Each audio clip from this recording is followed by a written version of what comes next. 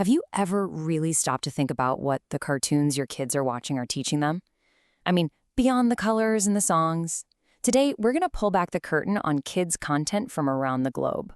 We'll look at everything from simple nursery rhymes to some pretty complex moral tales, all to figure out how different cultures are shaping the next generation, one screen at a time. Right, we all know this one. It's about as basic as it gets. A simple, super universal wish for the sun to come out. It's got rhythm, it's repetitive. It's pretty much the perfect starting point for what we think of as content for little kids. It sets a scene for sure, but there isn't really a lesson here, is there? Okay, now let's hop across the world to a popular Hindi rhyme.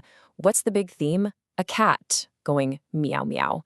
It's just like Old MacDonald had a farm. It's all about connecting an animal to the sound it makes. It's purely observational, just helping kids put labels on the world around them. We're still in very familiar territory here. But then you hear this, a line from an Urdu cartoon. And whoa, hold on a second. We just jumped from simply observing an animal to a direct, explicit moral rule about how you absolutely should treat one. This is a totally different way of teaching, and that's exactly what we're going to unpack. So here's our game plan. We're going to start with that shared universal language of childhood. Then we'll see how some stories hide their lessons inside the plot. After that, we'll look at content where the moral is the entire point of the story. We'll compare those two philosophies, and then we'll get into what it all means now in the age of algorithms. All right, first up, universal classroom. It's this idea that no matter where a kid is born, whether it's Boston or Bangalore, their first digital lessons often look and sound remarkably similar. They're all about building those first fundamental blocks for understanding the world.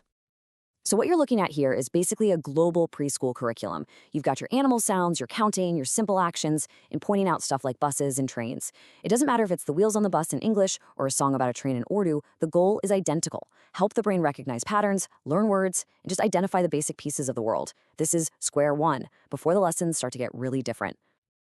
Okay, now let's level up. As kids get a little older, the content they watch moves from just pointing things out to actually telling stories. And in a lot of the world's most popular shows, the lessons aren't spelled out for you, they're shown. A perfect example of this is the show Masha and the Bear. In one episode, nobody sits Masha down for a lecture and says, "Hey, it's dangerous to ignore warnings." Nope. Instead, she totally ignores the bear's warning, chaos follows, she gets her friends stuck in a swamp, and she learns her lesson because of the direct, messy consequences of her own actions. The story itself is the teacher. But, that's not the only way to tell a story for kids. There's this whole other style of programming where the moral isn't just something you figure out from the plot.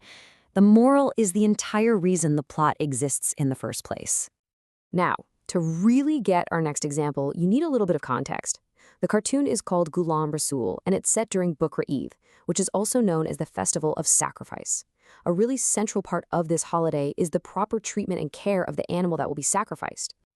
So, in the cartoon, some kids are chasing and bothering a goat. But the show doesn't just let the plot unfold so they can learn their lesson, no way. An older character literally stops the action, turns to them, and states the moral directly. Mistreating a speechless animal is a ghuna, which means a sin. The lesson could not be more explicit. And it gets even more specific.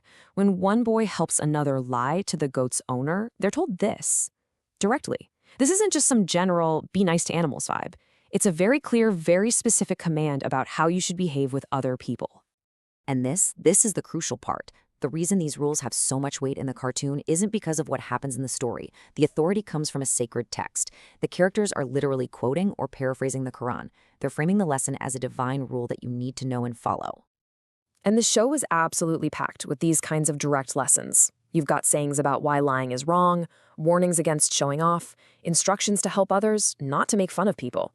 The cartoon is, very clearly, a vehicle for moral and religious teaching. So what we're really looking at are two fundamentally different ideas about how to use stories to teach kids. Let's just put them side by side and see how they stack up.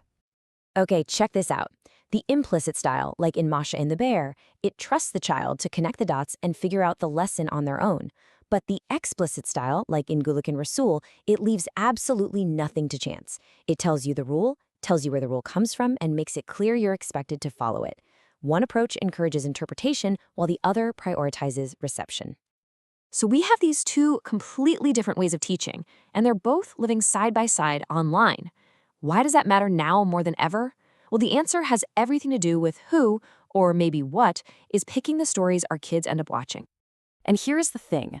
The algorithms on platforms like YouTube, they don't have a teaching philosophy. They couldn't care less if a lesson is implicit or explicit. The algorithm has only one job: measure what keeps a kid's eyes on the screen.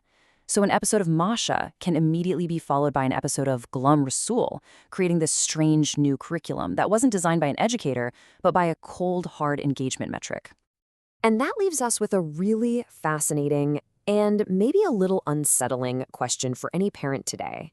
In this new global digital classroom, where content from every culture, every religion, and every philosophy is all served up together, who is actually writing the moral code for the next generation?